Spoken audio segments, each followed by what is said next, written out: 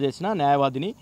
అయితే ఏదైతే లగచర్లకు సంబంధించి మొట్టమొదటిగా 12వ తారీఖు రోజు 16 మందిని అరెస్ట్ చేసినటువంటి దాంట్లో అందరూ కూడా తెలిసిందే. ఆ 16 మందికి కూడా నిన్న నాంపల్లి కోర్టులో బెయిల్ మంజూరు చేయడం జరిగింది. అదేవిధంగా నరేందర్ రెడ్డి గారితో పాటు అరెస్ట్ అయినటువంటి వాళ్ళకు కూడా మంజూరు చేయడం జరిగింది. అయితే మిగతా వాళ్ళు కూడా ఆ పరంపర కొనసాగిస్తున్నారు. దాదాపు 71 మందిని కూడా ఈ కేసులో ఇప్పటివరకు కూడా ఫిక్స్ చేయడం జరిగింది.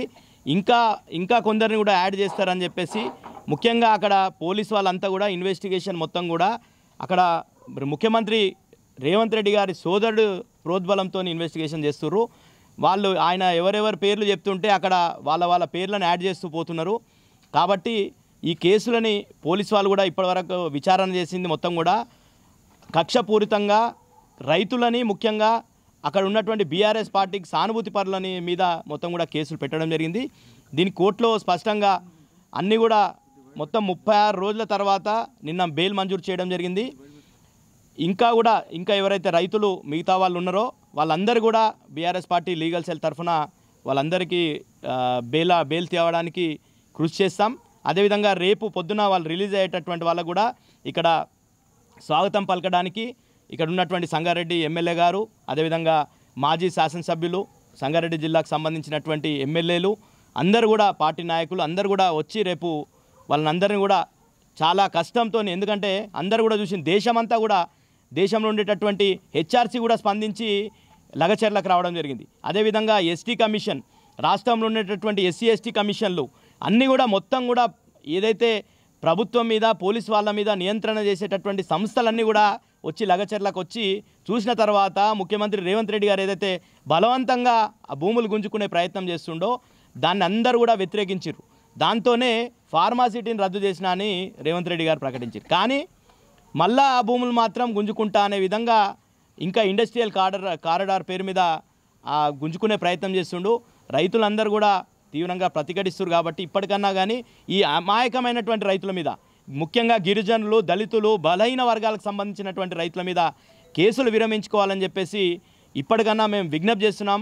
మీరు మూర్ఖంగా ప్రవర్తిస్తే తప్పకుండా న్యాయస్థానం ఉంటుంది, న్యాయం జరుగుతుంది. కొంచెం లేట్ చేసిండొచ్చు, మీరు ఎన్ని రకాలుగా కస్టడీ పిటిషన్లు వేసి అదేవిధంగా కౌంటర్లు వేయడంలో డిలేలు చేసి పోలీస్ వాళ్ళతోని ఎన్ని రకాలుగా బెయిల్ నిరాకరించే ప్రయత్నం చేసిరో అందరు ప్రపంచమంతా కూడా చూసింది.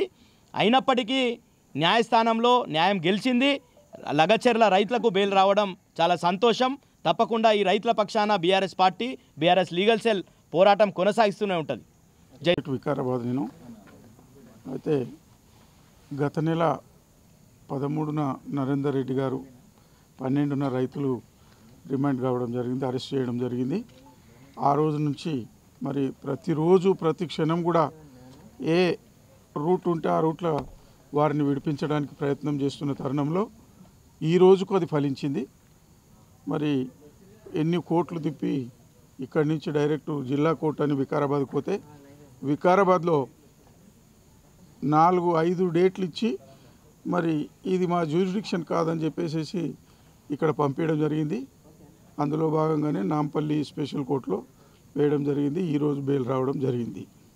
అక్కడ చెర్లపల్లి జైలుకు నరేందర్ రెడ్డి గారు మరియు ఇంకొక 4 రైతులు అక్కడి నుంచి ఇప్పుడు రిలీజ్ అయినారు. అదేవిధంగా ఇక్కడికి వచ్చేసరికి టైం అయిపోయింది. రేపు పొద్దున్న 6 గంటలకి వాళ్ళు రిలీజ్ చేస్తామంటున్నారు. మేము ఆర్డర్స్ ఏవైతే ఉన్నాయో రిలీజ్ ఆర్డర్స్ తీసుకొచ్చి బాక్స్లో డ్రాప్ చేయడం జరిగింది. అయితే ఈ అన్యాయమైన కేసును ప్రజలందరూ కూడా ఇంత వ్యతిరేకిస్తున్నప్పటికీ కూడా ఈ ప్రభుత్వం వారు ఇంకా కూడా విరమించుకునేటట్ల పరిస్థితిలో లేరు. అయితే మనం ఒకటే గ్రహించాలి, ప్రభుత్వం భయపడి లేకపోతే ఇది తప్పని తెలుసుకొని ఆ ఫార్మాసిటీని విరమించుకున్నది.